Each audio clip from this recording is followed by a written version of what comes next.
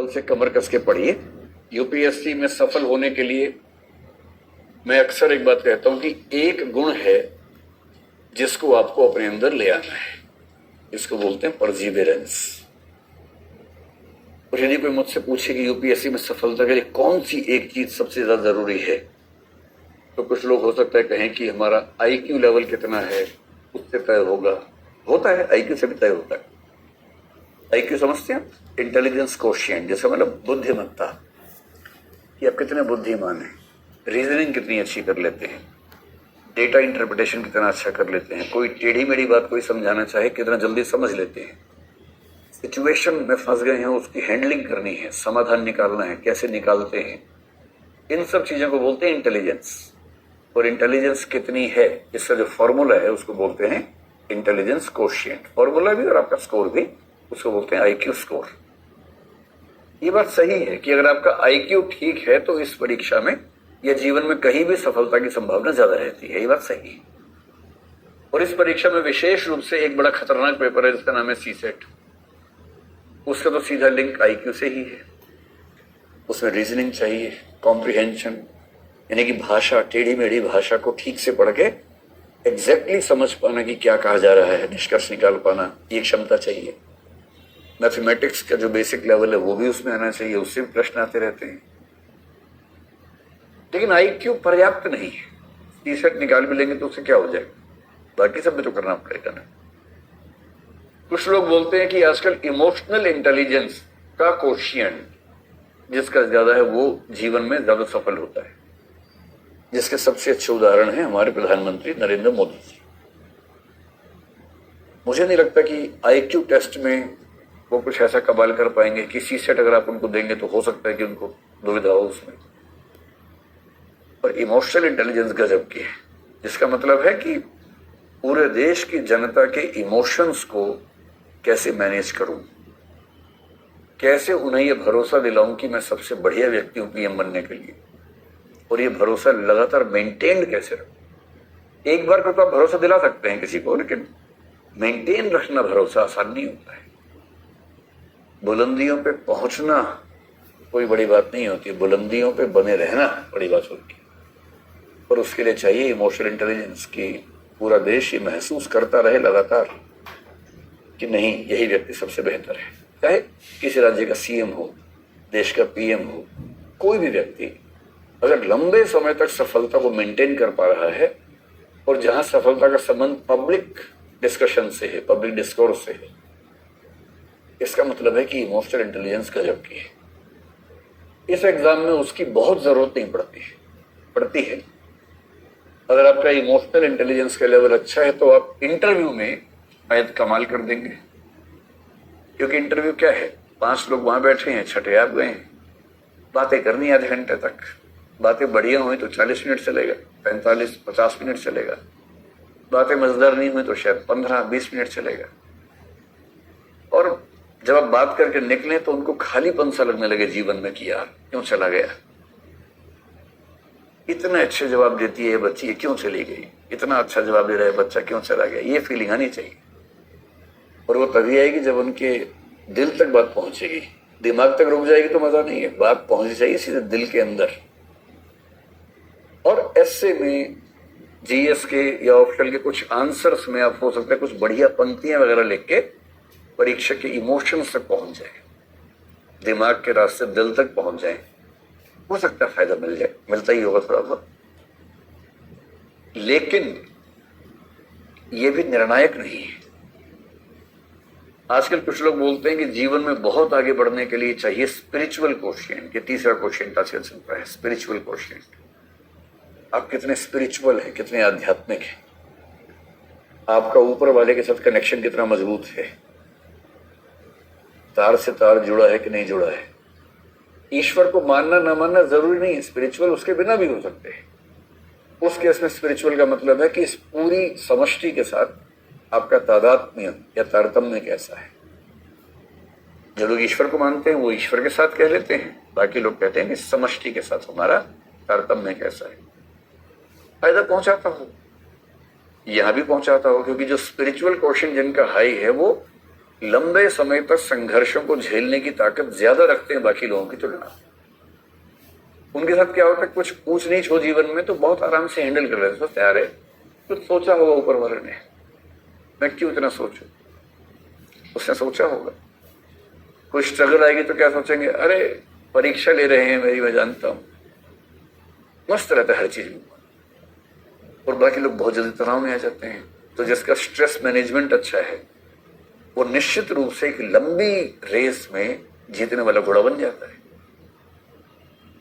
लेकिन क्योंकि यूपीएससी एक बहुत लंबी रेस है, मैराथन है, इसलिए जो चीज सबसे ज्यादा मैटर करती है मेरे हिसाब से उसको बोलते हैं परसिस्टेंस या परसिवियरेंस क्वोशिएंट। और परसिवियरेंस का सामान्य मतलब होता है, जिसको हिंदी में बोलते हैं लगन।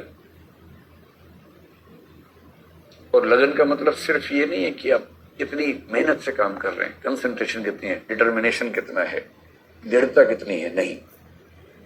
दृढ़ता के साथ बहुत लंबे समय तक पेशेंस रखते हुए निरंतर मेहनत करने की क्षमता आपके अंदर कितनी है, ये चीज है जो किसी भी लंबी रेस में आपको सफल बना सकती है। छोटी रेस में तो कुछ भी चल जाएगा, लेकिन लंबी रेस के लिए ये चीज सही। इसलिए यदि कोई आपसे पूछे या न भी पूछे, अपने दिमाग में स्पष्ट कर लीजिए, अगर आप इस परीक्षा में सच में सफल होना चाह रहे हैं तो ये वो क्षमता है जो आपके अंदर होनी चाहिए, और नहीं है तो उसको कूट कूट के भरना ही पड़ेगा। इसके सिवाय कोई चारा नहीं है। ना मेरे पास कोई चिराग है कि मैं रगड़ूं और आप आईएएस बन जाए, ना आपके पास है। और मैं आपसे ये बात कई बार कहता हूं, आप में जो सबसे इंटेलिजेंट बच्चे हैं, आईक्यू वाले, हो सकता है कि उनका सिलेक्शन ना हो। जिनके अंदर इमोशनल इंटेलिजेंस बहुत ज्यादा, हो सकता है उनका भी ना हो। लेकिन जिस जिसका सिलेक्शन होगा, मैं दावे से कह रहा हूं कि उन सब में सबसे ज्यादा ये चीज तो होगी ही होगी। इसके साथ में ये भी होगा, ये भी होगा, ये भी होगा, अलग अलग मात्रा में होगा। लेकिन जो चीज आपको यूपीएससी में या किसी भी लंबी रेस में सफल बनाएगी वो है परसिवियरेंस क्वोशिएंट।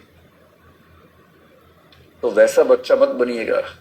अभी होगा आपके साथ ये सब, अभी आप छोटे हैं, 20-22 साल की उम्र में है ना, किसी दिन मन में आएगा कि अब तो आईएएस बनना है, और फिर आप एक टाइम टेबल बनाएंगे, दैवीय किस्म का टाइम टेबल, जिसमें आप रोज 18 घंटे पढ़ेंगे, लंच 5 मिनट का रखेंगे, डिनर 5 मिनट, नाश्ता 5 मिनट, दोस्तों से बात 2 मिनट, और बाकी सारा पढ़ाई में लगा देते हैं। और आप एक दिन होते तो समझ जाएंगे कि आपके बस की बात नहीं है। एक दिन भी नहीं हो पाता, आधे दिन में खत्म हो जाता है। फिर आप 18 घंटे से घिसटते घिसटते 6 घंटे पे आ जाएंगे। फिर सोचेंगे नहीं हो रहा है।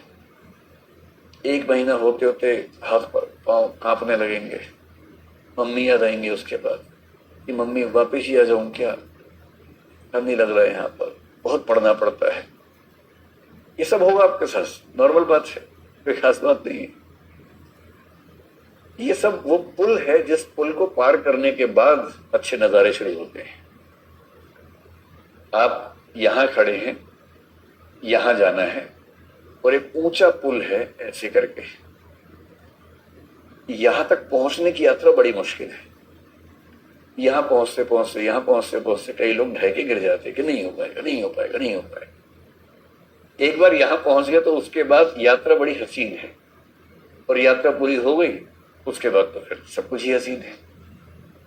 यात्रा भी हसीन है, जर्नी बहुत मजेदार है। जिस दिन पढ़ने का शौक हो जाएगा, जो कि मेरे ख्याल से आपको 1-2 महीने के अंदर हो जाएगा, पढ़ने का शौक हो जाएगा, जो कि मेरे ख्याल से आपको 1-2 महीने के अंदर हो जाएगा, फिर आप ये नहीं सोचेंगे कितना पढ़ना है, फिर आप सोचेंगे 24 घंटे में से कितना समय पढ़ाई के बिना निकल जाएगा, बाकी तो पढ़ना ही पढ़ना है। ऐसा मन करेगा और आपका ही करेगा। और मैं जानता हूं कि आप में से अधिकांश बच्चे वो होंगे जिनका पढ़ने का ट्रैक रिकॉर्ड बहुत अच्छा नहीं होगा पहले का, जिनको ठोक बजा के मार पीट के पढ़ाया गया होगा स्कूल में, कॉलेज में, मैं जानता हूं। लेकिन ठीक है, टर्निंग पॉइंट आता है जीवन में, क्या पता वो टर्निंग पॉइंट अब आने वाला हो। और यदि आप यहां तक की यात्रा में ठीक से नहीं चल पाए तो बहुत सारे लोग यहां इन लेवल्स पे हार मान लेते हैं। आपके साथ भी हो। महीने में 3 से 4 दिन कम से कम ऐसे जरूर आएंगे पूरी यात्रा में कि आपका पढ़ने का मन नहीं हो रहा, डिप्रेशन हो रहा है, डिप्रेशन पर ही लेकिन तनाव हो रहा है, एग्जाइटी हो रही है, नहीं मन कर रहा पढ़ने का, किताब देख के मन करता आग लगा दूं इसको, ऐसा मन करेगा, क्लास में आने का मन नहीं करेगा। तो ठीक है, नॉर्मल बात है, महीने में 3 बार हो 4 बार हो, नॉर्मल बात है, इसमें कोई तनाव क्यों है।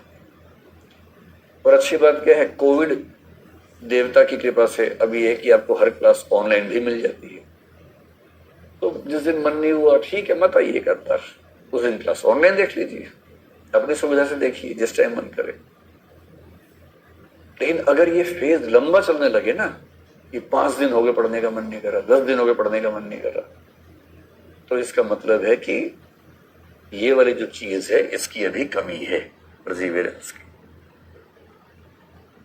और आईएएस बनेंगे तो बनाएगी यही चीज। इस 16 घंटे मत पढ़ना भाई, 18 घंटे मत पढ़ना, भूल के ही मत पढ़ना। हाँ, प्रीलिम से एक दिन पहले पढ़ना है तो पढ़ लीजिए 18 घंटे, कोई बात नहीं। आपको कुल मिला के शुरुआत करनी है 6 घंटे की पढ़ाई से रोज, और 6 घंटे में 2.5 घंटे क्लास ही होगी आपकी। कितना आसान है। और आप ऐसा तो है कि नौकरी कर रहे हैं, आपको सिर्फ पढ़ाई करनी है। ये केवल भारत में ही होता है कि इस उम्र के बच्चे केवल पढ़ाई कर रहे हैं। विकसित देशों में 16 साल का बच्चा जैसे होता है उसको लात मार के बाहर भेज देते हैं कि जाओ बेटा अपना कमाओ खाओ। 16 साल के बाद के बच्चे वहां रेस्टोरेंट्स में वेटर का काम करते, शाम के समय पार्ट टाइम काम करते। आपको पता है बात, सबके जूठे बर्तन उठाते हैं, कुछ उनमें से धोते भी हैं, उसके बदले थोड़ी सैलरी मिलती है, थोड़ी टिप मिल जाती है। वो टिप इकट्ठा कर करके कॉलेज की फीस चुकाते हैं, उससे पढ़ते हैं। उनके पेरेंट्स अगर कहें भी कि बेटा हम फीस पे कर देते हैं आपकी, तो बच्चे बोलते कैसे पे कर देंगे आप, मैं एक इंडिविजुअल हूँ, इंडिपेंडेंट आदमी हूँ, आपसे क्यों लूंगा पैसे। भारत में बचपन दुनिया में सबसे लंबा चलता है, 32 साल तक बचपन चलता है। 35 साल का बचपन कि आप क्या करते हैं जी, पढ़ाई करता हूं, और खर्चा घर से आता है। उम्र क्या है, 33 साल हो गई है। अब अगर इतनी सुविधा मिली, आप दुनिया के सबसे हसीन देश में पैदा हुए हैं, यहाँ बचपन खत्म नहीं होता। शादी भी हो गई है, बच्चे भी हो गए हैं, और बाप का बचपन चली जाए अभी तक माँ और बाप का बचपन खत्म नहीं हुआ, चल रहा है, अभी तक चल रहा है। तो जब आपको केवल पढ़ाई करने का सौभाग्य मिला है, घर से हर सपोर्ट मिली है, और उसके बाद भी आप पढ़ाई ना करें, फिर कैसे काम चलेगा। फिर तो अन्याय हो गया ना। अपने पेरेंट्स के साथ अन्याय हुआ, समाज के साथ हुआ, अपने साथ हुआ, फिर कैसे बात बनेगी। शुरू 6 घंटे से कर लीजिए अभी कुछ दिनों तक, कोशिश करके इसको बढ़ाना है, 8 तक ले जाना है, फिर 10 तक ले जाना है, और अधिकतम लेके जाना है 12 तक। और 12 का मतलब मैं ये मान के चलता हूँ कि महीने में 3-4 दिन आप नहीं पढ़ पाएंगे तो एवरेज 10 घंटे की आएगी। और यदि आप औसत रूप से 10 घंटे पढ़ लेते हैं, औसत समय तो महीने में 300 घंटे, जिसका मतलब 25 दिन 12 घंटे पढ़े, 5 दिन नहीं पढ़ पाए, तो 300 हो गए। इतना ही चाहिए। अगर महीने के 300 घंटे पढ़ लेते हैं तो इसका मतलब है कि पढ़ाई में कोई कमी नहीं, बस पढ़ाई का मतलब पढ़ाई। फिर यानी कि 4 लाइन पढ़ी, फिर निकाला इंस्टा पे सेल्फी, देखो लगातार मैं लगातार